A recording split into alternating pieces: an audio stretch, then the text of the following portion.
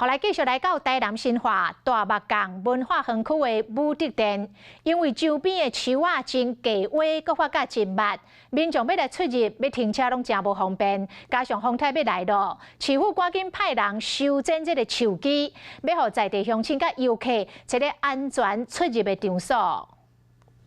台南新化大木港文化园区武德殿，今日文化局是请包商来甲四周围树仔做只修整，因为住伫咧附近的民众反映讲，伫咧遮出入含停车造成真侪不方便，而且佮加上风台要来，所以就派人先来甲遮树仔整整咧，较袂互遮树基扣风台扫甲断去，造成武德殿古迹的主体受损害。这一次台风快要来临了，那我们也怕说因为 风灾的部分可能突然断裂，会有安全上的疑虑，所以我们